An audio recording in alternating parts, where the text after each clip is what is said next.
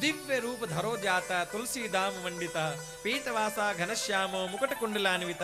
दिव्य रूप धारण करके धुंधकारी प्रकट हो गया महाराज। धुंधकारी दिव्य रूप धारण करके प्रकट हुआ है।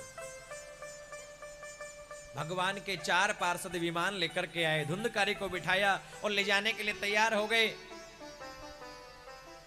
गोकर्ण जी ने पूछा कौन हो तुम?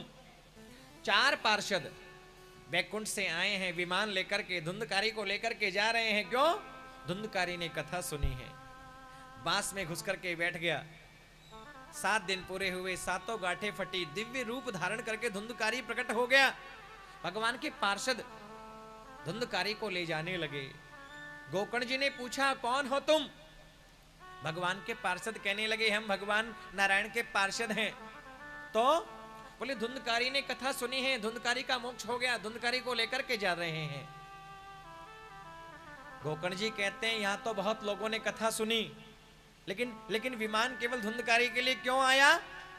ये तो भगवान की कथा में भेदभाव हो गया।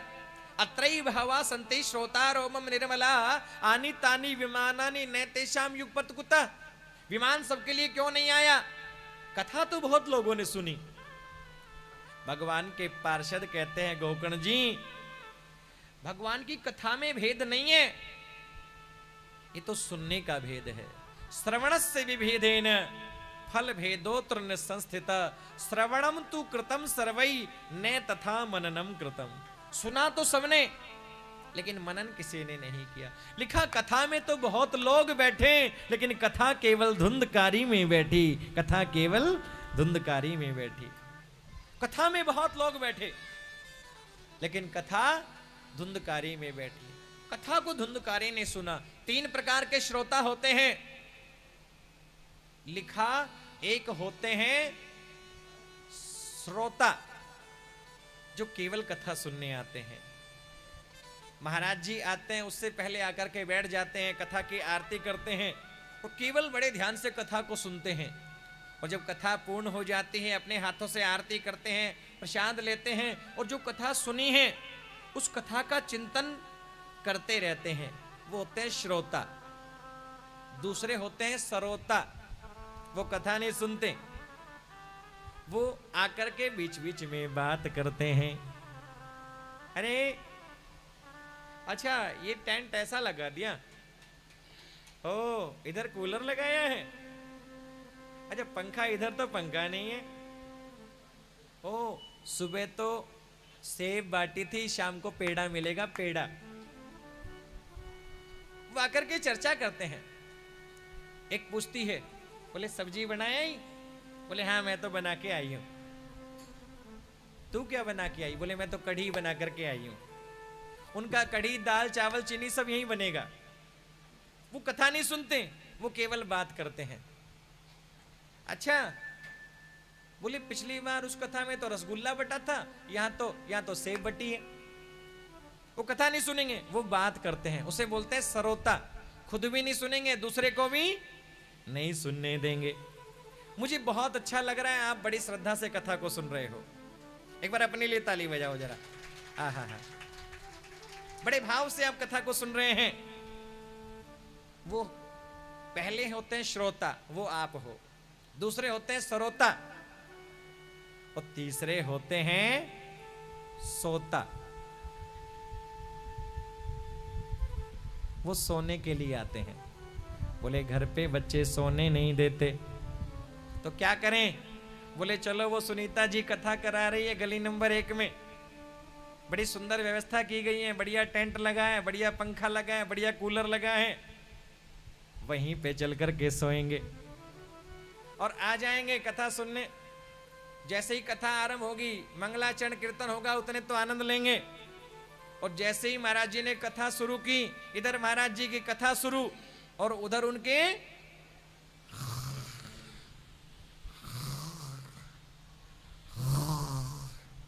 जैसे जैसे कथा बढ़ती जाएगी उनके खराटे तेज बढ़ते जाएंगे। और फिर महाराज जी बोलेंगे, बोले बाकी बिहारी लाल की जय हो। फिर उनकी आंख खुलेगी, फिर पड़ोस वाली बोलेगी, ए सो रही थी, सो रही थी। बोले नहीं नहीं, मैं तो आंख बंद करके ध्यान से कथा सुन रही थी। वो होते सोता, कथा नहीं सुनते। एक माताजी मुझे मिल गई हैदराबाद में, वो कहने लगे गुरुजी थे ऐसी सोनी कथा बाचो थाने के बोलू महाराज, राजस्थान की थी, खेतड़ी की। महाराज जी ऐसी सोनी कथा थे बाचो थाने के बोलू महाराज। मैंने कहा माता जी आपको क्या अच्छा लगता है कथा में? अरे गुरुजी ऐसी सोनी कथा बाचो थाने के बोलू महाराज। अरे अच्छा क्या लगता है? ए गुरुजी ऐसी चोखी कथा बाचो, ऐसी चोखी कथा बाचो थाने के बोलू महाराज। अरे माता जी अच्छा क्या लगता है कथा में? आपको भजन अच्छा लगता है, कीर्तन अच्छा लगता है, कथा अच्छी लगती है कि क्या व्यवस्था अच्छी लगती है, क्या मैनेजमेंट हमारा अच्छा, क्या अच्छा लगता है बताओ तो पता चलेगा। माता जी बोली सच बताऊं गुरुजी? मैं बिल्कुल बताओ, पता तो चले क्या अच्छा लगता है। बोले गुरुजी सच बोलूं? मैं बोलो जब पता चलेगा क्या अच्छा। बोले गुरुजी मैं घर पे 2 गोली नींद की खाऊं तो माने नींद को नहीं आवे, और थानी कथा में बैठता ऐसी चोखी नींद आवे थाने के बोलूं महाराज। मैंने कहा बढ़िया माता, अरे किसी चीज में तो तुमने पास किया। घर पे 2 गोली खाऊं नींद की तो नींद को नहीं आवे, और थारी कथा में बैठता ही ऐसी चोखी नींद आवे। मैंने कहा बढ़िया, किसी चीज में तुमने पास किया। तो तीसरे होते हैं सोता, पहले श्रोता, दूसरे सरोता और तीसरे सोता। भगवान के पार्षद कहते हैं कि धुंधकारी ने कथा को सुना है, कथा में बहुत लोग बैठे हैं लेकिन कथा धुंधकारी में बैठी। बोले कथा में आने से केवल कथा में आना नहीं, तन तो हमारा यहां बैठा है लेकिन मन घूम रहा है हल्दीराम के रसगुल्ले में।